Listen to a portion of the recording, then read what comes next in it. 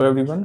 जैसा कि last video में हमने आपको बताया था कि एक डिफरेंशियल इक्वेशन का क्वेश्चन था जिसमें हमको पार्शियल इंटीग्रेशन की हेल्प से एक इस तरह का इक्वेशन था जिसमें इसको सॉल्व करना था हमको।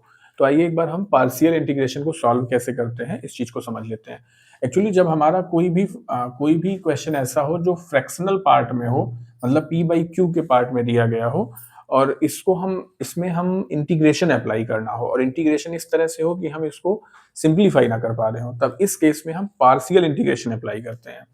तो हम करते क्या है कि जैसे मान लीजिए हमारे पास एक क्वेश्चन है V square minus one upon we into four minus we square.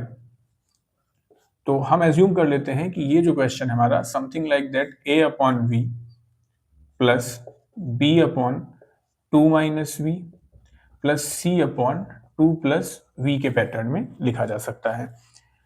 Actually अगर आप देखेंगे फोर माइनस वी स्क्वायर को हम राइट कर सकते हैं V square minus one upon we into two minus V into two plus we.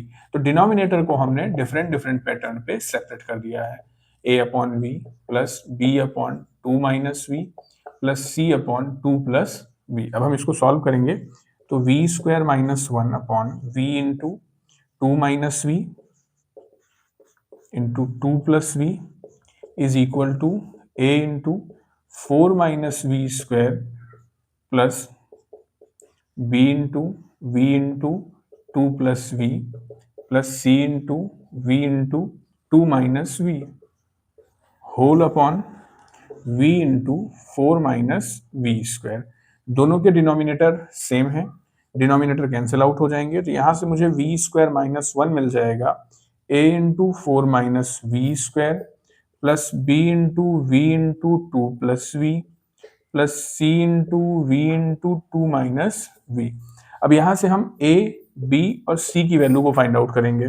तो first put v is equal to zero. तो जैसे ही हम v को जीरो रखेंगे तो this turns to zero and this one is also turns to zero, और यहां पर आ जाएगा जीरो का स्क्वायर माइनस वन, मतलब minus one is equal to a into four minus zero का स्क्वायर मतलब फोर। यहां से हमको a की वैल्यू मिल जाएगी माइनस वन अपॉन फोर। अब सेकेंड टाइम हम पुट करेंगे v is equal to plus to. जैसे ही हम v की वैल्यू प्लस टू रखेंगे तो हमारा a जीरो हो जाएगा, हमारा c जीरो हो जाएगा, और b की वैल्यू देखिए जीरो नहीं होगी क्योंकि two plus two four, four into two, तो टू का square four, four minus one three, three is equal to two plus two four, four two जा एट, एट बी। तो यहां से मुझे b की वैल्यू मिल जाएगी थ्री अपॉन एट। अब हम पुट करेंगे v equal to minus two. तो v की वैल्यू जैसे ही माइनस टू रखूंगा this one turns to zero, this one turns to zero, यही वैल्यू ऐसी है जिसपे जीरो नहीं होगा। तो माइनस टू का square four, four minus one three, three is equal to two minus minus two, मतलब कि फोर, फोर टू जा एट, मतलब माइनस का एट सी। तो यहां से c की वैल्यू मिल जाएगी आपको माइनस थ्री बाई एट। अब a, b और c की जगह पे इनकी वैल्यू को प्लेस करेंगे और सिंपली इंटीग्रेट कर देंगे। तो हमारा जो क्वेश्चन था integration of v square minus one upon we into four minus we square into d v, अब ये ब्रेक हो जाएगा। हम a की वैल्यू पुट करेंगे minus one upon four v integration minus one upon four v d v plus three upon eight v integration three upon eight v, three upon eight two minus v, sorry ये देखिए b की value यहां put करेंगे three upon eight into two minus v d v, और minus three upon eight हम c की value put करेंगे integration three upon eight d v upon two plus we. तो अब जब इसको तो हम सॉल्व कर नहीं सकते थे, लेकिन इसके पैटर्न पे जब हमने इसको बनाया तो ये आसानी से सॉल्व हो जाएगा। Minus one upon four log v plus three upon eight, देखिए टू माइनस वी है, टू माइनस वी को जब इंटीग्रेट करेंगे तो हमारा माइनस में आएगा, तो उस माइनस को यहाँ पे हम रिप्लेस कर रहे हैं लॉग टू माइनस वी, और माइनस का three upon eight log two plus v, और साथ में ये एक तरह का इनडेफिनेट इंटीग्रेशन है तो इसमें हमको एक कांस्टेंट लगाना पड़ता है जिसको हम c मान ले रहे हैं।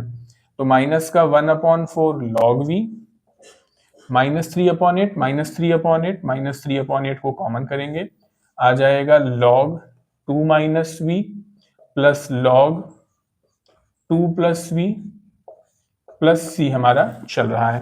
अब log 2 - v into log 2 + v log m plus log m into n का फॉर्मूला अप्लाई कर देंगे, तो हमको मिल जाएगा -1/4 into log v -3/8 log 4 - v square a - b into a + v और प्लस c।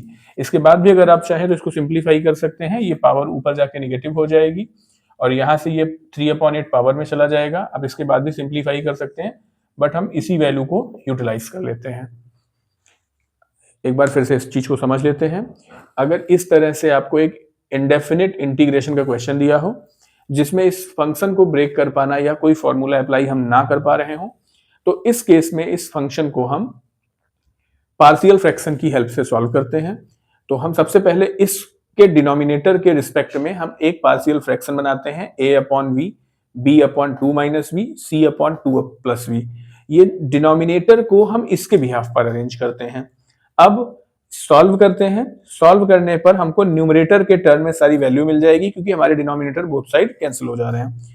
अब यहां पर v की वैल्यू हमको पुट करनी है डिफरेंट और डिफरेंट v की वैल्यू के लिए हमको a, b और c की अलग अलग वैल्यू मिल जाएंगी। इन a, b और c की वैल्यू को हम यहां पर पुट करेंगे और नॉर्मली क्वेश्चन को इंटीग्रेट करेंगे। अभी तक जो हमारा क्वेश्चन काफी टफ लग रहा था हमको इंटीग्रेट करने में, अब वो हमारा एक आसान से टर्म में ब्रेक हो जा रहा है। अब हम इन पे फॉर्मूले को अप्लाई करके इसको सॉल्व करेंगे और फाइनली हमारा आंसर आ जाएगा। इस तरह के और भी क्वेश्चन प्रैक्टिस के लिए हम आते रहेंगे।